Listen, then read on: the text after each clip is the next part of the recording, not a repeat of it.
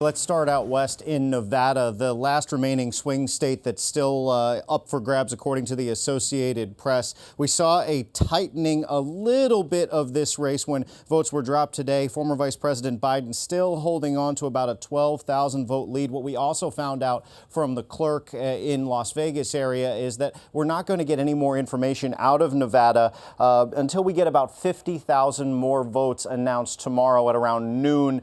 Our time, 10 o'clock local time, and there is more vote counting, provisional ballots and the like to happen over the weekend, so it could be some time before we get more information out of Nevada. But this is all former Vice President Biden would need to claim victory, and it's one of the reasons when he spoke just about a half hour ago that he's expressing quite a bit of confidence. Take a listen. Each ballot must be counted, and that's what we're going to see going through now, and that's how it should be. Democracy is sometimes messy. It sometimes requires a little patience as well. Now let's contrast with that with some of the tweets we've been seeing from President Trump today, including stop the count.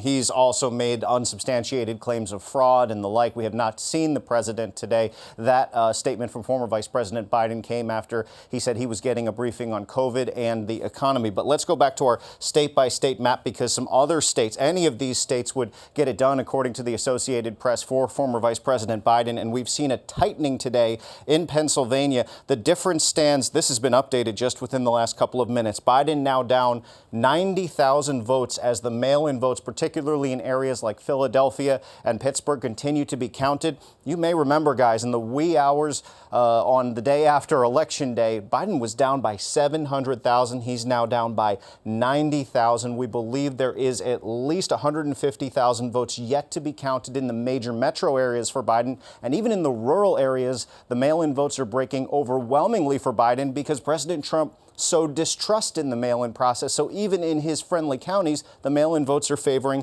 his opponent. Let's take a look at North Carolina. It's been sitting at 80,000. We know it's going to be at 80,000 until November 12th when we get the rest of the results there. But President Trump looking a little bit better there. And then down to Georgia. Georgia is now within, this has also been updated very recently, now within about 9,500 votes.